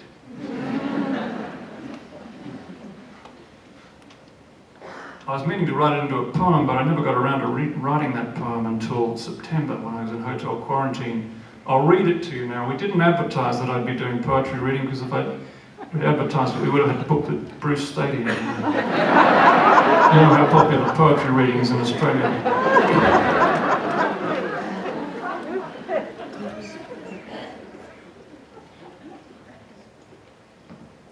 I turned 50 a couple of years ago. I've never been involved in my birthday party, I didn't have one. All last year we were living in fear of that which we thought soon might be. But those little brown birds thought this was absurd and flitted around so free, for the sparrows of Kabul would not be too troubled if the Taliban came into power. They'd eat their bread and shit on their heads, much as they'd done on ours. But for the time being, they were pooing and peeing on helmets rather than turbans, except in the sticks, since the Taliban's tricks work better in rural than urban. For running a city takes electricity, which runs on American dollars. Emirate dreams and cold mountain streams won't wash office workers' white collars. For that you need cash and the money from hash. And protecting the sap of the poppy won't run power plants. For that you need grants from white folk in pants who drink coffee. And who've come a long way to earn expat pay in these soft office chairs where we sit, sporting combat zone stubble. Now the sparrows of Kabul back then did not give a shit. Then the great Donald Trump was keen to pull stumps on the US commitment to cease an Afghan aloha. He sent Cal to Doha to strike an agreement for peace. Let's not pretend it was more a surrender with 5,000 Talib's release. Trump called Cal a hero, but really got zero. The pact had more holes than Swiss cheese. And so the Talibs sat pretty as COVID hit the city and the hospital wards overflowed. They stopped killing internationals and targeted the fashionable parts of the town, don't you know? They killed noisy women and the odd moderate imam, mostly to prove that they could. One of my reports said he nearly got caught in a bomb blast in his neighbourhood. Another got a letter saying he'd better stop working for those infidels, unless who knows the way the bomb blows your wife and your children as well. With strategic comms and new sticky bombs for targeted assassinations, the urban elite they killed on the street in order to white out the nation. Then with everything riding on Joseph Biden, in April deciding to quit. The sparrows of Kabul knew this meant trouble, but really did not give a shit. And that's why I suppose our embassy closed. They packed up my room in Qatar, and with what looks like vision, we set up a mission, working on Zoom from Qatar. I watched on BBC, they're on my TV, in my room in that Doha hotel, and called friends and brothers as one then another provincial capital fell. I remember my grief when Senator Hanif called to speak of the fall of TK. I wrote in the cable how the governor was able to simply drive away. Like most army bases in disparate places, they made some attempt to defend it, but without US air they were deep in despair, and in the end they simply surrendered. Had we looked hard? Anyway, on Facebook and Twitter the veterans were bitter, lamenting the speed of the fall, but the sparrows were blind that they seemed to be neither surprised, exercised, nor appalled. Had we looked hard, the whole house of cards was built on American air for strike and supply, and I guess that's why when Biden said we're out of there and pulled out the rug with grimace and shrug, first silence, then I heard a rumble. He paid the last tranche, then an avalanche. Each province, like dominoes, tumbled, to mix metaphors. We've seen this before, the Russians, and before them the Brits, said the sparrows of Kabul. From empire to rubble, no, we really don't give a shit. Those memorable scenes of August 15 when the president fled for Dubai, the soldiers and cops took their uniforms off and headed on home to hide. There were good reasons why Ghani left for Dubai, but still it was a bit of pill. The Taliban lads expected Leningrad, but sauntered into the void they must fill. To be greeted by strangers, they drove US Ford Rangers and MRAPs straight into the city. The palace they got without firing a shot, though I guess that's not such a pity. They strutted and preened on August 15, most of them quietly thrilled. They'd take young wives, then a month of long nights when many we loved would be killed. And in fun parks, the Talibs drove bumper cars like Poms on a beachside vacation, while the pundits discuss how the dog caught the bus since they're faced now with running a nation that they tore apart. Still, they're making a start with checkpoints out on every street, while the sparrows of Kabul know this means trouble. They simply take tweet, tweet, tweet. Because combined with the drought, the food will run out, and the Hunger Games soon will hit. Their bellies still full, the sparrows of Kabul at this stage did not give a shit. And for folks on the ground, the word gets around and the zero-sum game now commences. They leave home in haste to the airport, they race and manage to climb the fences. They give it a crack, rush the tarmac, thousands in deep desperation. On planes they all cramp without seeking a stamp from customs and immigration.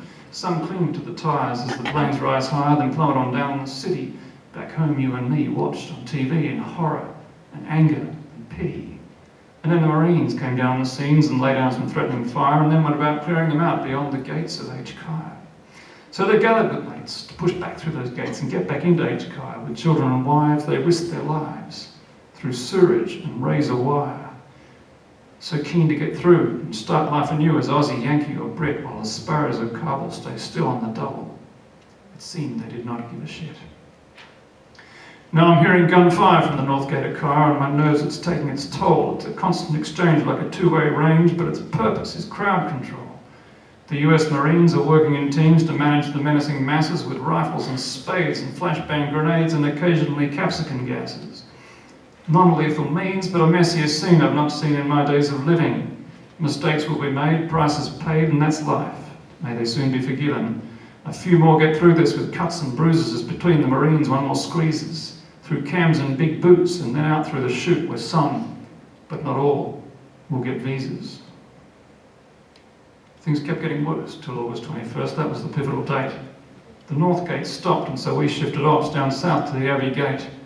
As I recollected, the gate was protected by a huge long open sewer. We asked our pals to cross that canal, and they did, because Afghans are doers. Into the mall they went, sandals and all, and took their grandmothers and kids across razor wire. I can't help but admire those who did what they did. The sewerage was rancid. Some had their prayers answered while others were turned away, while shoulder to shoulder, diplomats and soldiers worked 5 nights and 5 days. The boys in the ranks said, Jesus, it stank, and the fumes are making us sick, but we're not here much longer. We're packing our bombers. We'll be gone by the 26th. The gunshots were loud, the distressed, angry crowd packed tight as East Sydney beach. For those under fire at the gates of Cairo, it was once more under the breach. And so onwards, the thrust till 26 August. On the evening, the bomber blew, killing 200, and I've since wondered who knew what and through who. For those little brown birds did not speak a word as the bomber put in his kit. The sparrows of Kabul don't mind the roll and generally don't give a shit. Then after the splatter, the broken and battered returned to the gate once again to try to get through and do what they must do with loved ones, family and friends. And onward they wade, some state night and day, amazing displays of true grit, till Biden called time and the last plane climbed and the sparrows did not give a shit. Those left on the ground went home with heads down as their hopes turned from ashes to cinder.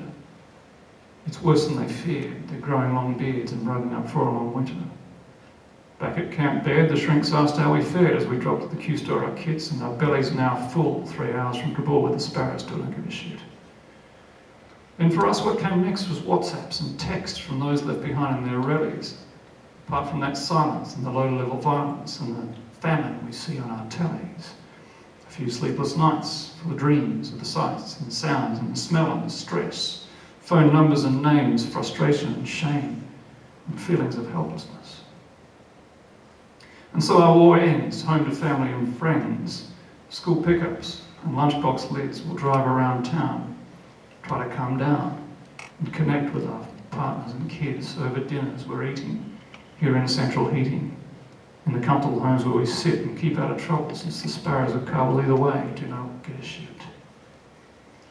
Guess it was what it was. Now we're back in Oz. In COVID lockdown we sit, while the sparrows of Kabul fly over rubble. I think they still don't give a shit.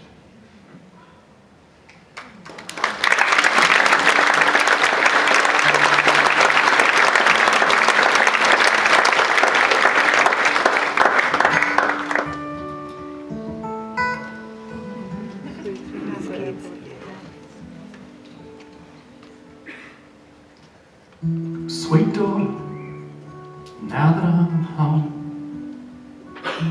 I'll do my best. Warm water through your hair I'll come. Let's buy that dress. I'm back from work overseas among Afghans. And if I should seem ill at ease, please understand. I've seen the remnants of the Roman fleet, sifted embers from the February fires. I've read of Carthage and the fall of Crete. Nothing surprised me till the gates of Cairo. Your mum works a long day, comes home, it's dark. So let's put your Lego away and hit the park. Some nights we don't get along, but do not fear. Some nights my language is strong, but I'll be here. I've seen the remnants of the Roman fleet, sifted embers of the February fires. I read of Carthage and the fall of Crete. Nothing surprised me till the gates of Cairo.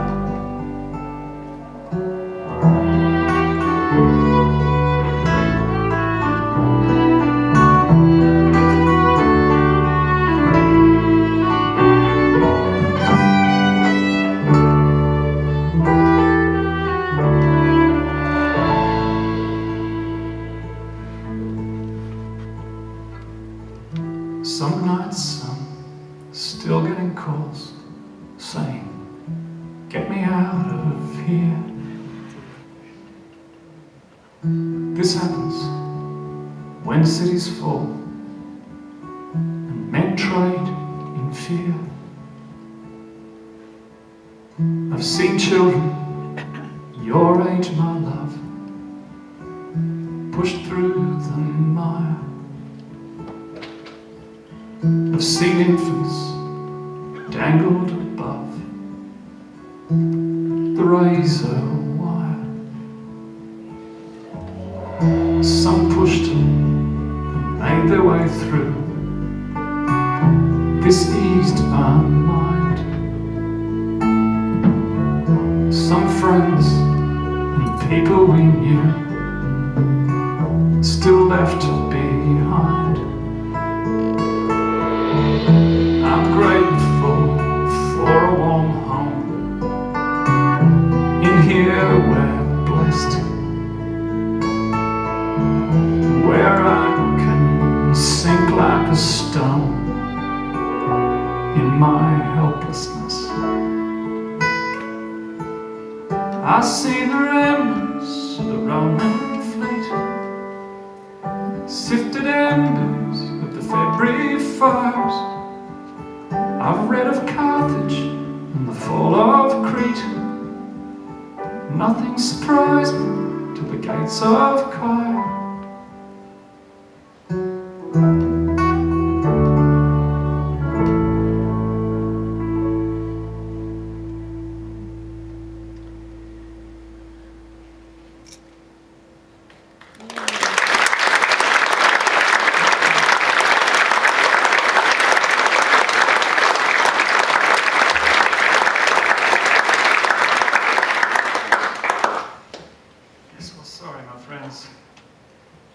That's how it ends. It's a story without much redemption.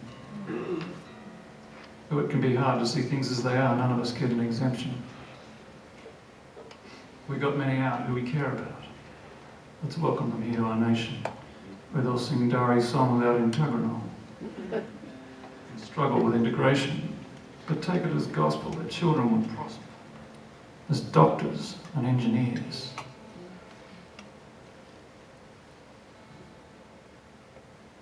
They'll understand, but may they not know firsthand what it is to live in fear. And these girls and boys will soon get annoyed as their parents recall and remember how they got through the mire at the gates of Cairo and landed in Australia in September and then went through hell in a Perth hotel room, family packed like sardines. Like a refugee boat, just one TV remote, a baby, a toddler and 2 teens. I tell you, my dear, that's my idea of dying and going to hell. If they get through and smile, it's a Darwinian trial. They'll serve this country well. And for those of us concerned, there will be lessons learned from a war we entered gladly. We've seen this before. The Yanks are good at big wars, but small wars they seem to do badly. And the state that we built out of conscience and guilt then got too bored to sustain. You must finish what you start, because if it all falls apart, well then comes the sorrow and pain, and of the blood and the tears of the last 100 years, of ventures that didn't end well, lest we forget. I shall finish this set with a song called Century Girl.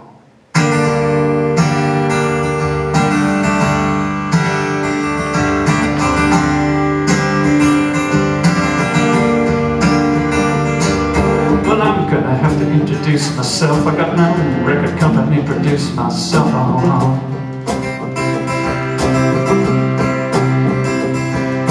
I've been the drummer and I played the bass. Now I'm up front with my pretty little face.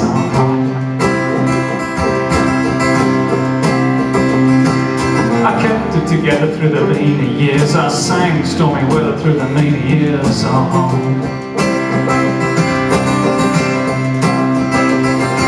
Well, I've been the sucker of the century, and now I'm the fucker I was meant to be.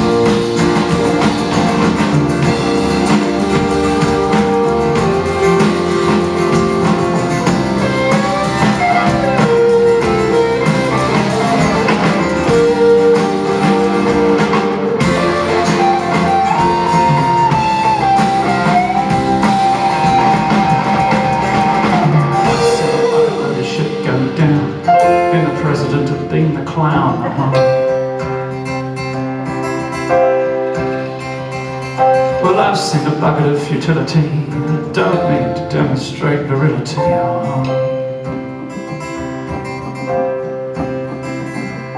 Still I ain't bitter and I ain't green. Now I'm feeling fitter than I ever been.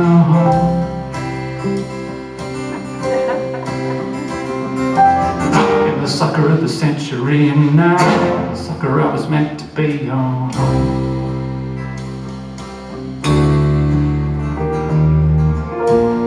Century girl, I'm checking out. Is there much left for us to talk about?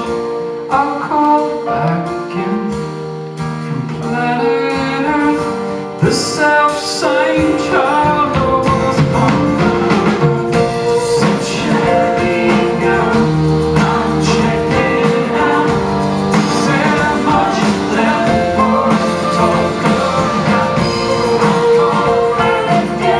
in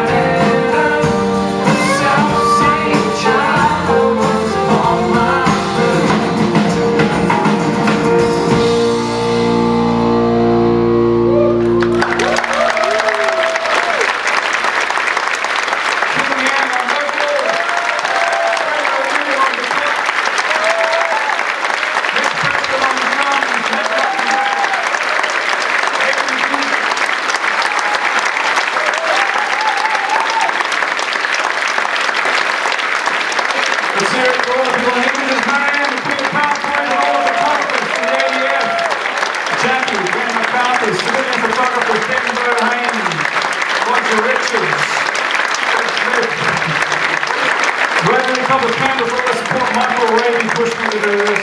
the self-same child who was on my sound engineer theatre guy at the back.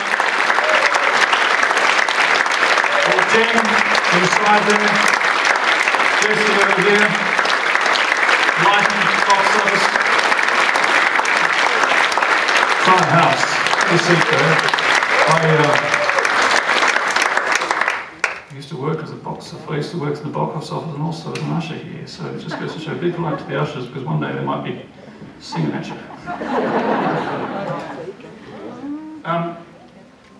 Anyway, what have I been doing? I got home from Kabul, I suppose in mid-September after the hotel quarantine in Adelaide, and since then it's been a lot of this, school pickups. And I picked up my daughter Olympia the other day, last week actually, and her little mate Chloe. And they were talking in the back of the car, and Chloe said to Ollie, "What are you doing this weekend, Ollie?" And Ollie said, "Oh, well, we're going to the coast." And Chloe said, "That'll be fun." And Ollie said, "No, it's for one of Dad's concerts." True story. And Chloe said, "Well, that sounds fun." And Ollie said, "Have you heard my dad's songs?" All of which is to say, thanks very much for listening tonight and for listening to all these songs over the years. I don't know why anyone would voluntarily submit themselves to this sort of treatment on a Thursday night in Canberra. But you have, but perhaps there's all a shared sense of grief that we all have for the way things unfold in Afghanistan. It hasn't gone well there, it has to be said. And for all that, I don't regret having been involved. We made a difference while we were there, that's for sure. It's a pity we couldn't sustain it, and I'm particularly proud of what was achieved in the last 2 weeks of August. A huge effort from Canberra types like us, diplomats and Home Affairs based at the airport at Kabul. ADF did an incredible job, 1RAR and the Special Forces at the Abbey Gate. The RAF flew evacuees from Kabul to Al Minhad Air Base in the UAE, and were exceptionally courteous to our new Afghan guests. And then we set up an emergency handling centres. The ADF set up a sort of little wall where the little kids would draw pictures and put them on the wall.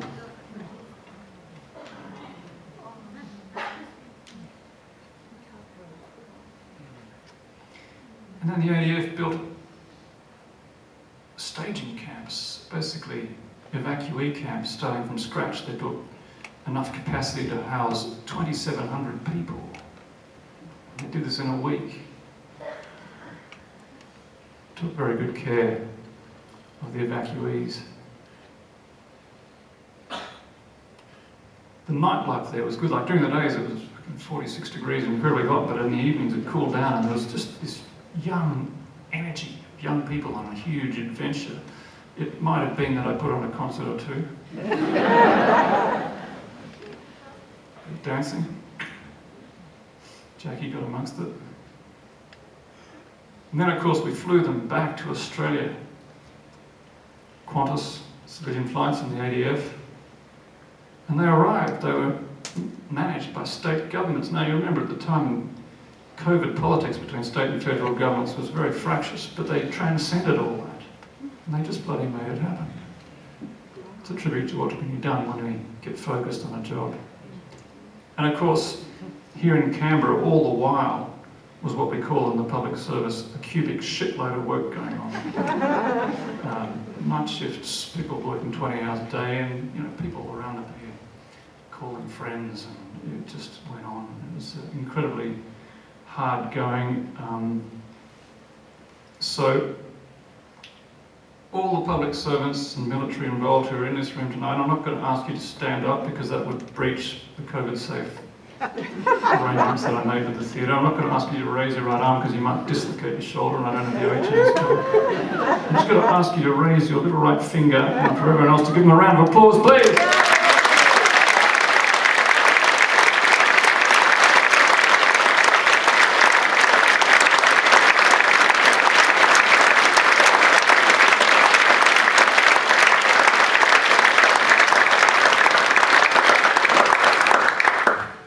I mean, the perception is that the whole evacuation was a huge stuff-up, but in fact, I think we did very well. We got about 4,100 people out. That was the 5th highest amongst all countries. Not bad for Australia, given we're about the 12th biggest donor to Afghanistan. 3,300 of those came to Australia. 130 made it to Canberra, and we have a good number of them here tonight. Please make them welcome.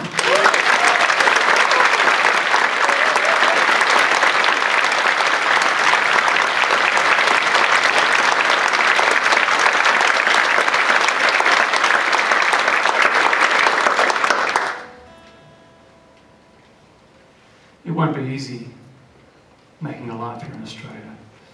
Afghan people have a fierce connection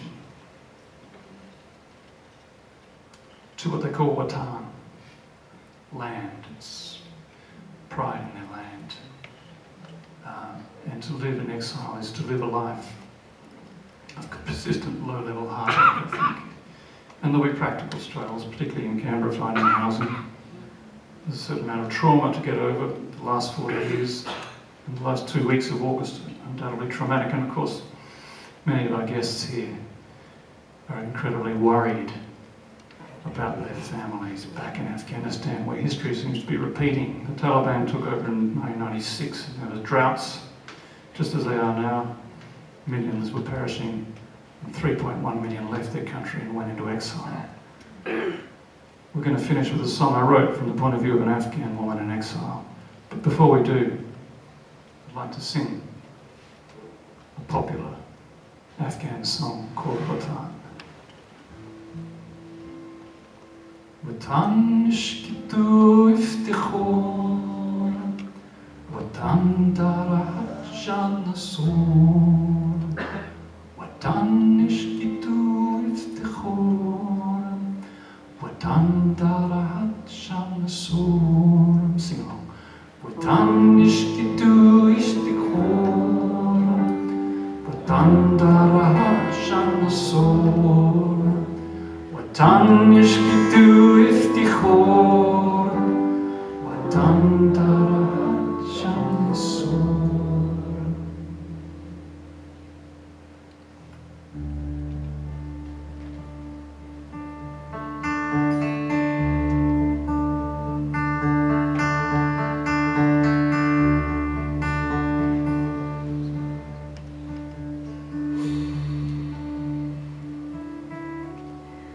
For my homeland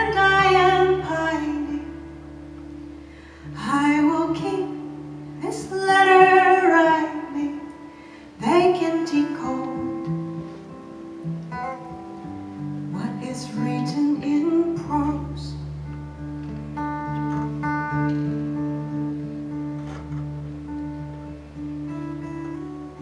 So they tried me in my absence.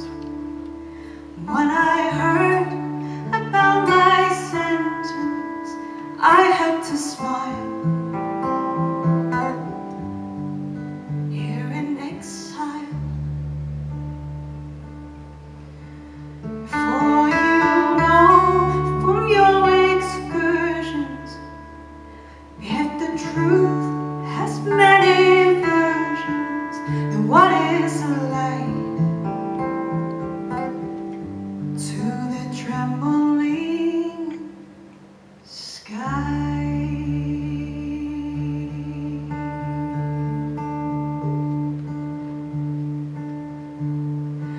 As our nation looked for heroes, we both fell in with the weirdos, all of our peers, artists and queers.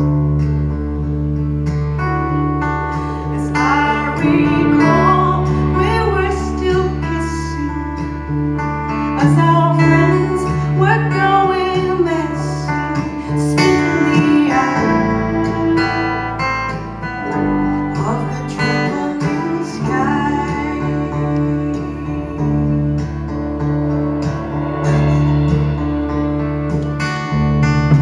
If you're taken for corrections, they will ask about connection. Just play the game. Slander my name. And don't ask them for a reason, or they'll write you try for treason. Never ask why of the trembling sky.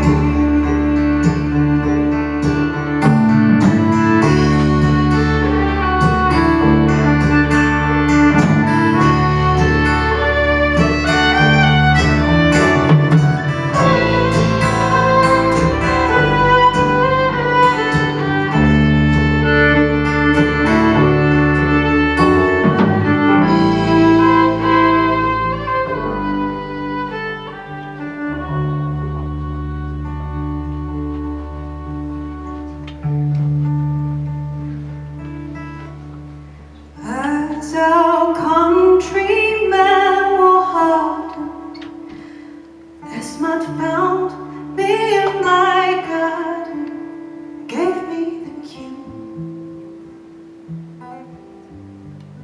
Time to slip through. So I hope you understand, there was no time to touch your hand when I had to fly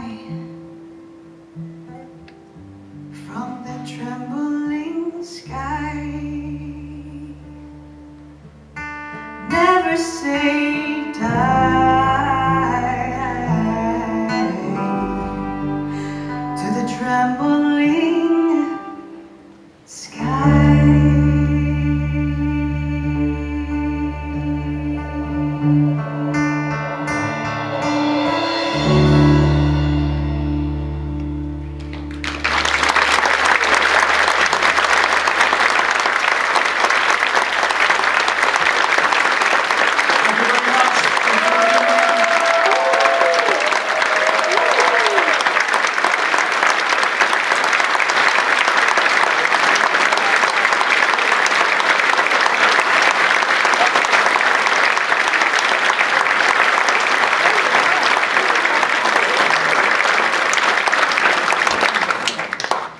I said that Fred would sing and I wouldn't cry, but that song gets me every time.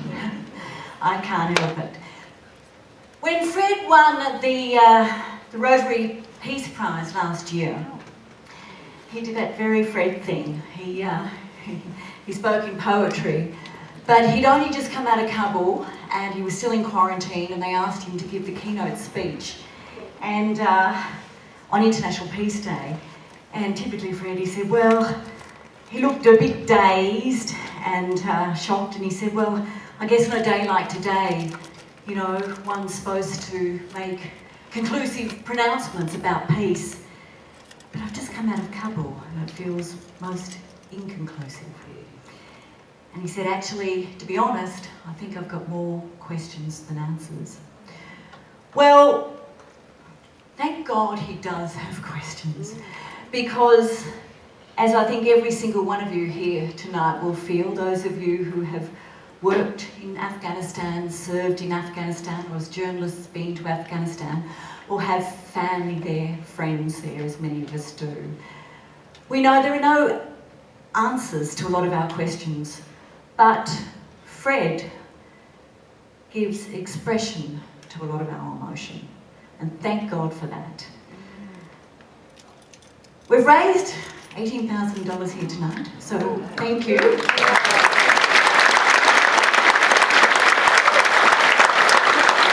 thank you, the Canberra Centre has just agreed to round that off to 20, so $20,000.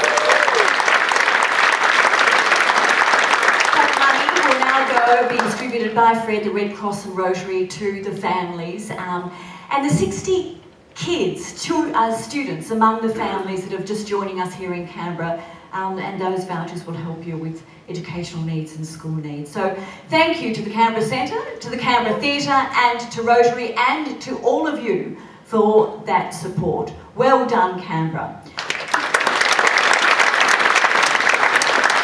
I think, again, having heard this concert tonight, it's important, I believe, and I'm sure you'd agree with me, that this concert goes on the road and that Fred takes this concert right around Australia, because he is telling our story. He is telling Australia's story and Australia's Afghanistan story. So if you know someone who can help facilitate Fred take this show on the road, please contact him via his website. But for right now, I think we can't let him go on a sad note, so please give it up for Fred Smith.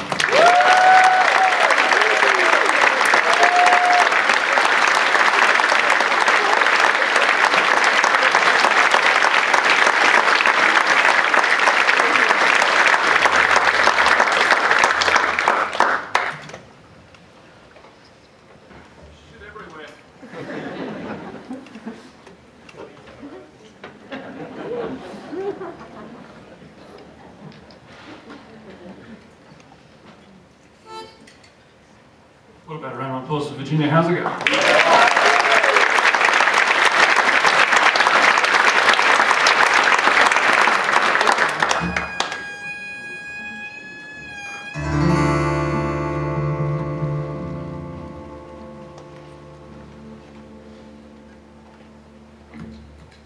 Well, I came today, flying over Sydney Harbour, as she sparkled like a diamond on a Sydney summer's day. Red hot roof tiles, but it's freezing back in China as the plane wheels hit the runway. It's so long I've been away. I got into a cab, I was talking to the taxi driver. He described a land divided, fingers pointing left and right. On the radio, an old man selling anger on the airwaves. He was blaming everyone who wasn't middle class and white. The taxi driver swore. He said, mate, we're all new Australians, whether your name be Megla Jamieson, Frederick Smith or Penny Wong. And I said, yeah, you're right. This is not the 1950s. There's far more to being Australian than your esky and your thongs. And he said, you're not wrong. Hear my song. I'm Australian, and there's no place in me. When he dropped me down on Pitt Street, where the corporatoids were praying, not for profits from the Bible, they prefer there's cash in hand. I took the Bondi bus up Oxford, I saw the pretty boys out walking, I saw a skin of every colour, Grace and Bondi's burning Meanwhile, through the countryside, the bushfires were ablazing. I saw people fight together, everybody lends a hand. And out in the great dry west, I hear the old stockmen talking about the good times and the hard times that have fallen on the land. And I say, understand, it's our land of Australia, and there's place in hand. So Pauline, what do you think you know the answers? Do you even know the question? Are we watching the same game? With your politics of fear, is it politics of anger? But you're not the only one to use the politics of blame. And I'm hearing arguments and fight over reconciliation when we know a land divided is the worst we've got to fear. And there's gonna be more to lose, cause there's so many different viewpoints. If and when the matter's settled, then let's sit down for a beer. And I say, no fear, there'll be tears, but I lost your lead, and there's plenty of space in there. Well, the time is now, these hot winds of change are blowing. We must bend and never break, like a supple sapling gum. And if you're telling me that we can't change, if you're saying we're old and rigid, I suggest you learn some yoga, so you learn to bite your bum. So stand up now, let us look to the horizon. There's still so much space to grow in. Oh, we can learn how to succeed. But first things first, we're gonna find out the space inside us just to understand the complex plan. Then plant the seeds, and I say, young and free, Australia. I'm young and free, and there's plenty of space in me.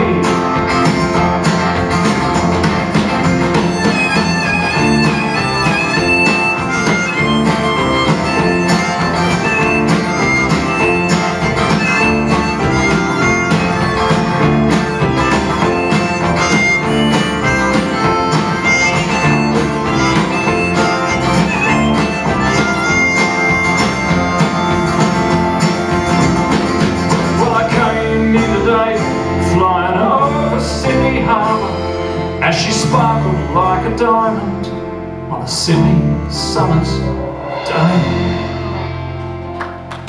Thank you very much.